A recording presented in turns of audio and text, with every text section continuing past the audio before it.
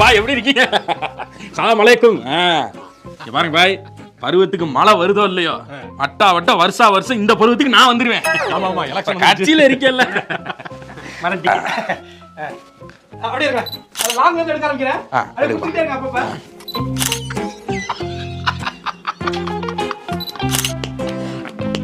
அங்க பாருங்க கலக்க போகுது யாரு?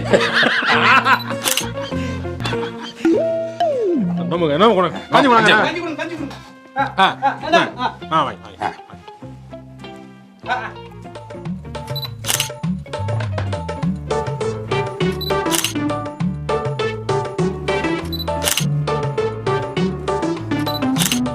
நல்லா இருக்கு பாய்.